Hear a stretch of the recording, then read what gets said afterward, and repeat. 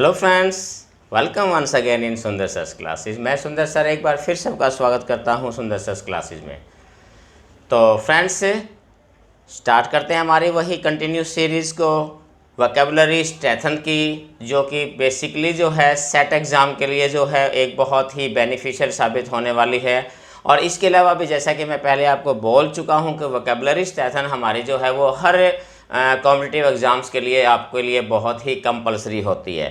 तो उसी के तहत इससे पहले भी हम कुछ वीडियोस जो है देख चुके हैं। आज की इस वीडियो में मैं आज आपको करवाने जा रहा हूँ इडियम्स एंड फ्रेजेस कि इडियम और फ्रेजेस का पार्ट फर्स्ट है ये।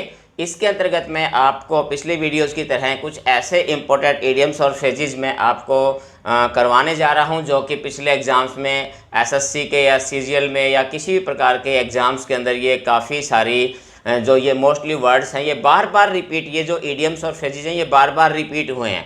बहुत ही इम्पोर्टेंट जो इडियम्स और फ्रेजेस हैं उनका मैंने सिलेक्शन किया है ये। तो स्टूडेंट्स, चलिए हम शुरू करते हैं हमारी आज की ये वीडियो।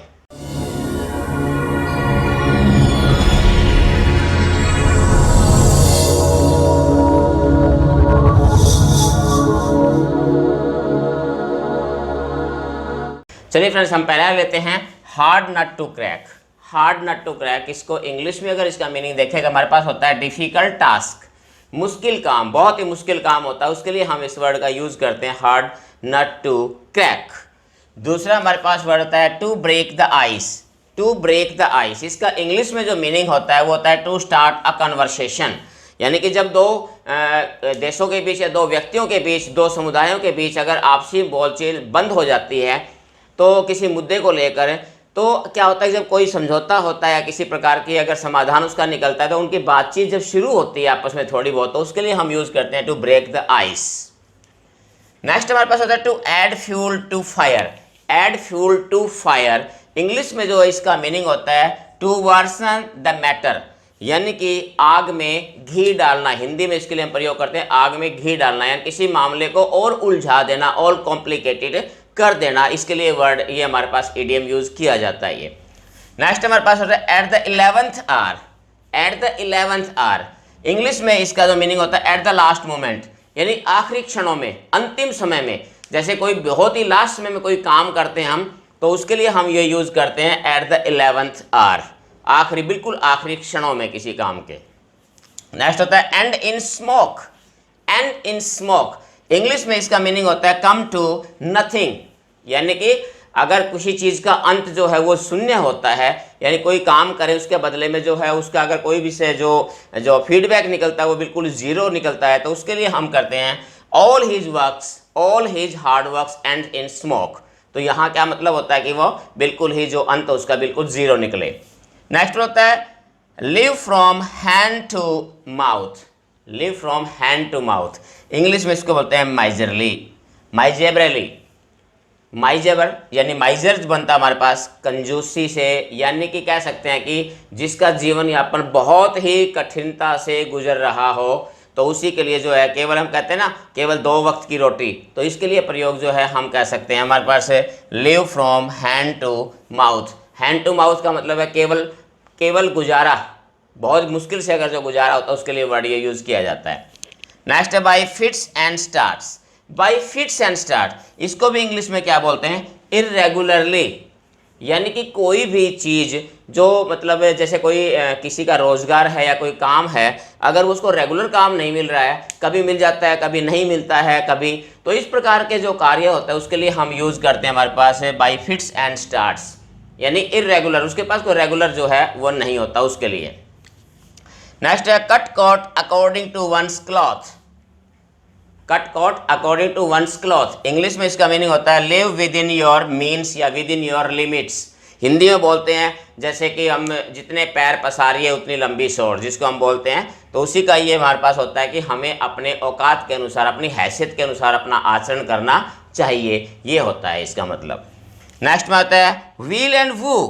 व्हील एंड वू बहुत बार पूछा गया है ये इडियम आपका, इसका मतलब क्या होता है ups and downs. Ups and downs यानी कि उतार चढ़ाव, जिंदगी में जैसे बहुत सारे उतार चढ़ाव आते रहते हैं हमारे, तो उसके लिए हम यूज़ करते हैं विल एंड वू, यानी कि ज़िंदगी में उतार चढ़ाव होते हैं, अप्स एंड डाउन्स, इसके लिए प्रयोग किया जाता है। नेक्स्ट हमारे पास है bull in A China shop. Bull in a China shop means A clumsy person, यानी एक दुष्ट व्यक्ति कह सकते हो, या एक बेवकूफ़ व्यक्ति भी इसके लिए प्रयोग कर सकते हैं। कोई ऐसे व्यक्ति जो कहीं जाकर काम बिगाड़ने का काम करता हो, तो ऐसे व्यक्ति के लिए हम यहाँ पर जो इडियम यूज़ करते हैं वो यही करते हैं, a bull in a China shop, यानी कि कोई भी ऐसा व्यक्ति जो काम बिगाड़ने वाला होता है, तो ऐसे व्यक्ति के लिए यूज़ किया जाता है ये। नेक्स्ट है इसमें बाई लीप्स एंड बाउंड। देखिए ये भी हमारा बहुत जाए फिट्स एंड स्टार्ट और बाई लीप्स एंड बाउंड, ये भी हमारा जो है बहुत बार पूछा गया इडियम है, जिसका इंग्लिश में होता है वेरी रैपिडली, बहुत तीव्र गति से कोई चीज़ होती हो, जैसे वो बहुत he is progressing leaps and bounds, बहुत तेज़ गति से अपना विकास कर रहा है, प्रोग्रेस ही कर रहा है, तो उसके लिए वर्ड यूज़ किया जाता है लीप्स एंड बाउंड्स। नेक्स्ट है इसमें born with a silver spoon. Born with a silver spoon, English में बोलते हैं इसको born in a rich family, जो बहुत ही अमीर घर में पैदा हुआ उसके लिए वर्ड यूज़ किया जाता है। जो ऐसा व्यक्ति, ऐसा कोई भी जो बहुत अमीर घर में पैदा हुआ हो, तो उसके लिए वर्ड यूज़ किया जाता है born with a silver spoon. Next होता है एन एप्पल पाई ऑर्डर। ये भी देखिए बहुत ही कॉमन और बहुत ही इंपॉर्टेंट इडियम है, एप्पल पाई ऑर्डर, जिसको इंग्लिश में बोलते हैं इन परफेक्ट ऑर्डर। हर चीज़ जो है मतलब बिल्कुल ढंग से जचाई गई होती है, ढंग से अगर अरेंज की जाती है, उसके लिए बोलते हैं एप्पल पाई ऑर्डर। जैसे हम कह सकते हैं he keeps his everything in apple pie order. I found everything in his room an apple pie order, कि उसकी हर चीज़ जो है बिल्कुल परफेक्ट ऑर्डर में रखी गई है। तो ये हमारे पास कुछ इडियम्स हैं। Let's see more idioms. Another once bury the hatchet। bury the hatchet इसका मतलब क्या होता है, मेक पीस, यानी कि कोई भी विवाद है उसको ख़त्म करते हुए शांति की स्थापित करना, यानी कि शांति स्थापित करना या दोनों के बीच में सुलह करवाना, जो इसके लिए होता है, जिसे bury the hatchet, यानी किसी को दफन करना, दफा करना, इसके लिए हम वर्ड यूज़ कर सकते हैं हिंदी में। नेक्स्ट हमारे होता है man of straw. Man of straw English में बोलते हैं a man of no substance, यानी कि ऐसा व्यक्ति कह सकते हैं जिसका कोई एक जो एग्जिस्टेंस जो है वो ना के बराबर हो, या बहुत ही जो मतलब एक लाइटली जो व्यक्ति जिसका हम प्रयोग कर सकते हैं, ऐसे व्यक्ति के लिए यूज़ किया जाता है मैन ऑफ नो सब्सटेंस या मैन ऑफ स्ट्रॉ, यानी बहुत ही जो एक कमज़ोर से के लिए आप यूज़ कर सकते हैं इसके लिए। नेक्स्ट होता है take to one's heel. Take to one's heel मतलब होता है रन ऑफ, भाग जाना, यानी हिंदी में कहते हैं ना 9-2-11 होना, या मतलब एडी दबाकर भागना किसी चीज़ के लिए, तो उसके लिए वर्ड यूज़ किया जाता है ये। नेक्स्ट होता है वाइट एलिफेंट। वाइट एलिफेंट आपने बहुत बार सुना होगा, सफ़ेद हाथी, हिंदी के अंदर भी इसको सफ़ेद हाथी बोलते हैं, तो इंग्लिश में इसको बोलते हैं a costly but useless profession. कोई भी ऐसा कार्य है जो पैसा जिसमें बहुत लगा हो, लेकिन उसका जो फीडबैक है जो बिल्कुल ज़ीरो निकला हो, कोई भी यूज़फुल ना हो, तो इस प्रकार कोई प्रोजेक्ट हो सकता है, कोई पेशा प्रोफेशन हो सकता है, उसके लिए आप यूज़ कर सकते हैं वाइट एलिफेंट। नेक्स्ट हमारे पास to get into hot water. To get into hot water इसका मतलब होता है टू गेट इनटू ट्रबल्स, अपने आप को मुसीबत में डालना, अपने आप को मुसीबत में डालना, तो उसके लिए वर्ड ये हमारे पास जो इडियम यूज़ किया जाता है वो ये। नेक्स्ट होता है a close shave. A close shave, यहाँ क्लॉज सेव का मतलब होता है कि हमारे पास a narrow escape from danger, बाल बाल बचना, जिसको हम हिंदी में कह सकते हैं ना, बाल बाल बचना, किसी मुसीबत से जो है बहुत ही कम जो है मतलब दूरी से बचना, या फिर बाल बाल बचना, जिसे हम कह सकते हैं क्लॉज सेव। नेक्स्ट हमारे पास take the bull by the horns. Take the bull by the horns, अब थोड़ा सा देखिए जितने भी इडियम्स होते हैं ना, इनके मीनिंग जो है इनके वर्ड्स में ही छिपे होते हैं, थोड़ा सा उनको एक बार थोड़ा मेमोराइज करने, क्योंकि इनको हम क्रैमिंग नहीं कर सकते, तो इनको आप इस प्रकार से कर सकते हैं। जैसे टू फेस आ डिफिकल्टी करेजसली, किसी मुसीबत का बहादुरी से सामना करना, यानी देखिए इसको अगर मीनिंग देखें, take the bull by horns, कि किसी भी बुल को जो है उसके सींगों से पकड़ना, यानी कि हिम्मत का काम, तो यही कहता है मुसीबत का जो है डटकर सामना करना, हिम्मत से सामना करना। नेक्स्ट आता है रेड लेटर डे, बहुत ही इंपॉर्टेंट इडियम है, अक्सर ये इडियम जो है वो पूछा जाता है। Red letter day an important day, बहुत ही जो महत्वपूर्ण दिवस है उसके लिए प्रयोग होता है रेड लेटर डे। जैसे हम कह सकते हैं 15th of August is red letter day for India, तो यहाँ रेड लेटर डे जो है इंपॉर्टेंट डे के लिए यूज़ किया जाता है। नेक्स्ट है bird's eye view. Birds eye view, अगर आप थोड़ा सा देखें तो बर्ड्स आकाश में उड़ते हैं, आई व्यू उनकी दृष्टि। तो सामान्य भाषा में कह देता हूँ a general view from above, यानी ऊंचाई से किसी चीज़ का अवलोकन करना, ऊंचाई से किसी चीज़ का एक अवलोकन करना, व्यू करना, तो उसके लिए यूज कहता है bird's eye view. Beat about the bush, बहुत ही कॉमन है ये, अक्सर यूज किया जाता है बीट अबाउट द बुश, यानी बक बक करना, बेकाम की बातें करना, हिंदी में कह सकते हैं। इंग्लिश में आता है टू से everything except the main topic, असली बात के अलावा सब कुछ बकना, यानी असली बात जो है यानी बेकार की बातें करना, जिसमें उसके कोई उद्देश्यहीन बातें करना, ये भी कह सकते हैं, जिसमें कोई मेन टॉपिक पे कोई बात नहीं होती, उसके लिए beat about the bush. Next है एट ए स्नेल स्पेस।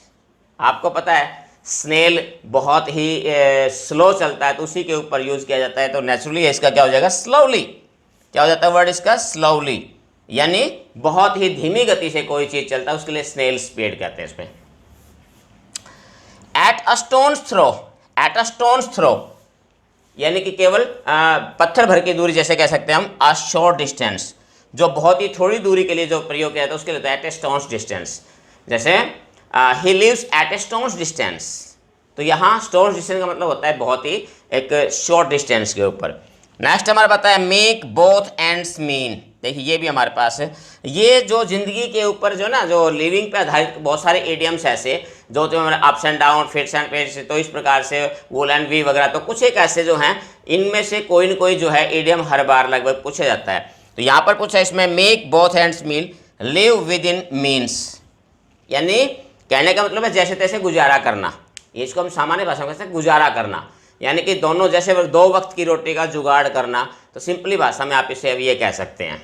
और नेक्स्ट इसमें आता है डोंकीज ईयर। देखिए ये जो ईडियम है बहुत बार पूछा गया है, डोंकीज ईयर, इसके लिए अ लॉन्ग टाइम के लिए प्रयोग किया जाता है, बहुत लंबे समय के लिए इसको यूज किया जाता है डोंकीज ईयर।